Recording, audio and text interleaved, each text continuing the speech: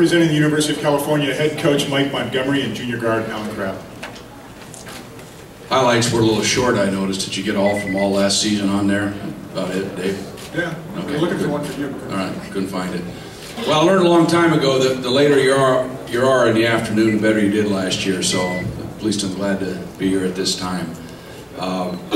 You know, we were a little disappointed to be so close last year and have it in our grasp and not be able to sustain it down at the end and win it, because I really value conference championships. I know how hard they are, so now we're start back from scratch. You don't know how many chances you're going to get. Hopefully we can put ourselves in a position to do it again. But we've got a good nucleus of players back. If you look, the obvious guys with Alan and Justin Cobbs, but you know, Brandon Smith has started for us the year we won a championship. Richard Solomon has been a starter for us. David Kravish. So we really have 5 guys that have started for us at one time. So we've got the pieces, I think, to be competitive. I think we've got the pieces to be successful. Now it's just the job to put them together and get everybody on the same page and be the kind of team that it takes to win big. And that's going to be what our goal is right now. We've got to figure out what each person has to do to be successful relative to a whole group, a whole team, and we need to get one player back from injury that'll help us, and then as soon as we have that, we'll have, I think, 8, 9, 10, 11 players that could contribute. Go ahead and take questions. Question here on the left, in the middle. Hi, Coach. What has the academic time off done for Richard Solomon? How has it affected him? What kind of a player can we expect to see from him this year?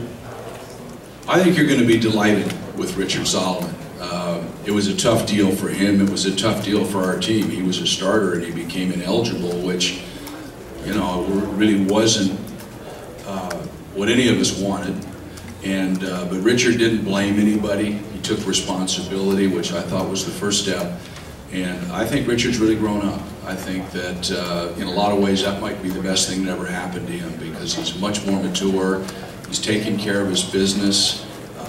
You know, I think before, like a lot of youngsters, he's probably a little immature, a lot more about himself than what maybe was out there for him as a team and as a part of a team. So I think you're going to be delighted with Richard's progress. I think you're going to see a much more mature individual.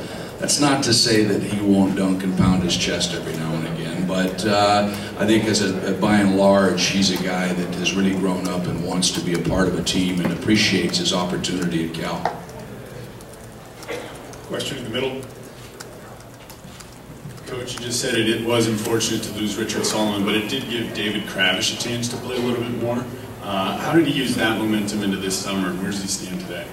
Well, poor David. I mean, we would often remark that he was just out there just trying to figure out what he was doing. He was 195 pounds, if that, when we got him.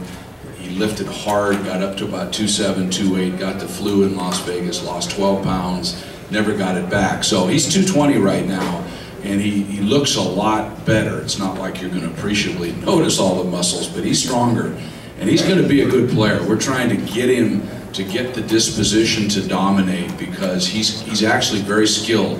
David's a kind of kid that doesn't like to make a mistake, doesn't necessarily want to be in the forefront of everything. We're trying to get him to take a more active role. But I think David now is in a position to be a real quality Pac-12 big guy, and will get better as the year goes on. We've pushed him. We've tried to tell him, Dave, you are more capable than you allow yourself sometimes. And I think he understands that, and I think that his teammates need to push him a little bit as well. Back over here on the left. A question for Alan. Who is going to take the leadership, emotional leadership role that Jorge Gutierrez had last year? We're all quite used to seeing him play, but we're wondering who's going to fill that void. Honestly, we all know that nobody's going to be able to completely fill Jorge's shoes where he left here at Cal, but I just feel like it just leaves opportunity for the upperclassmen step up into their role, to be leaders on and off the court. So I just feel like, I guess we're just gonna have to leave it up to the upperclassmen, the veterans who've had experience and knows what to expect from his team throughout the year. So I'll just have to go with the upperclassmen. In the middle, over here on the right side. Piggybacking off that last question, Alan, do you feel a personal need to be more vocal with this team? Definitely. I feel like it's an opportunity for me to step up. I feel like my first 2 years I really didn't have to say anything because we've had, upperclassmen to fill that void, and I just feel like that opportunity now, it just allows me to step up, in a lot of ways, not just being the leader, but, just to lead by example as well. And like you said, that vocal part can just be a little extra step for me to become a leader.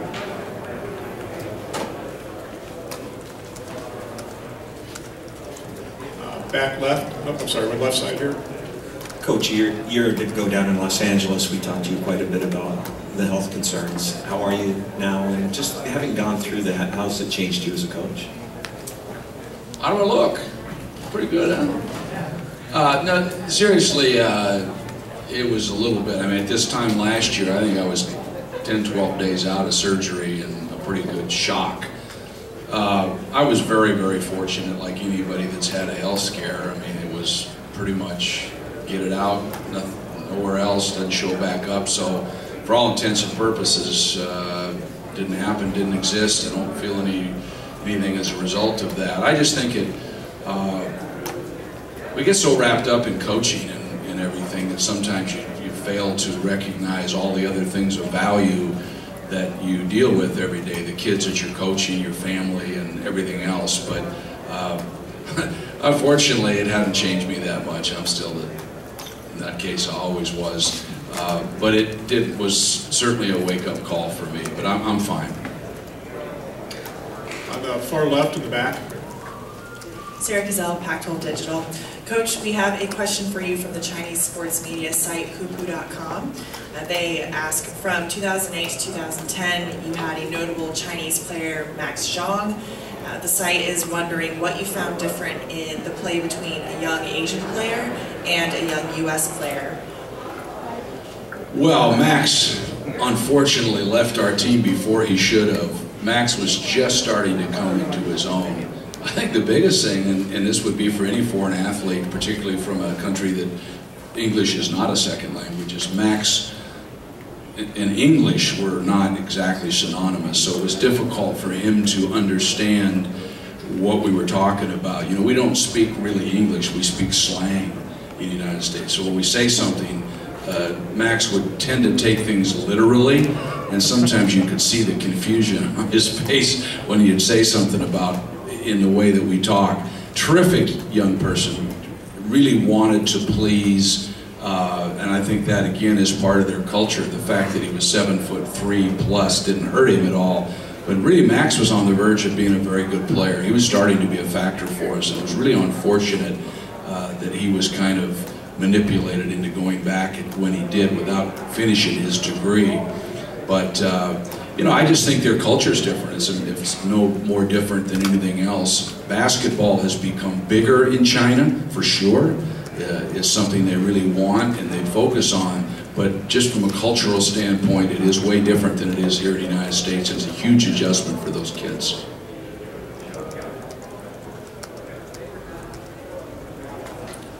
Again, we're right here on the left side, in the middle. Coach, what can you tell us about your freshmen, Wallace and Johnson? How much are they going to play this year? Well, we've got a lot of veterans, and the way I've always kind of looked at it, if you're good, if your program's good, if it's solid, if you're doing it the way I think you should do it, freshmen typically shouldn't have to come in and be in that major of a role. It's a great opportunity for them to learn. We're a little short in the guard line, so Tyron is going to play, and he looks like he's capable of helping. He's picked up the offense, he's picked up all the things we're doing quicker than the other young people. He's very competitive, he's long, and he surprises with the things that he's able to do.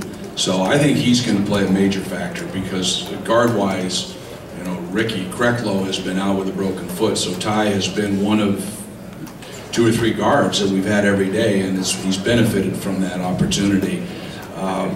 Khalil Johnson is a little further behind from the standpoint of understanding the offense and where he needs to go and how he needs to get there. But yesterday in our little scrimmage, he shot lights out. He really can shoot the ball, but we just got to make sure to try to get him in the right spot.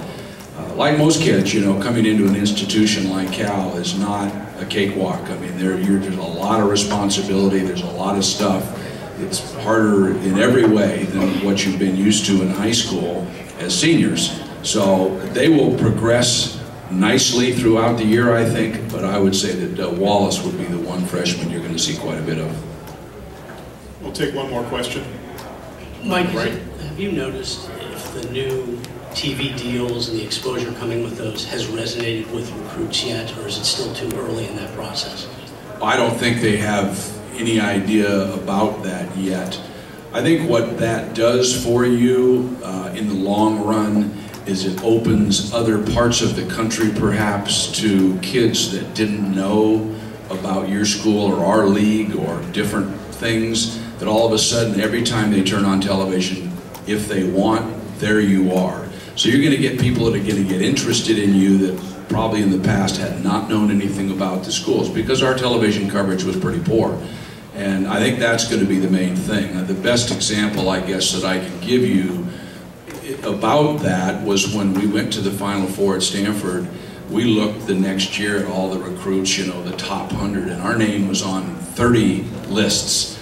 And that never would have happened, but because they had seen us, they didn't even know we had classes at Stanford, but because we were in the Final Four, they thought that meant we were good at basketball, so they're going to be one of their 5 or 8 or 10 that appeared on a list. And that's what exposure does for you.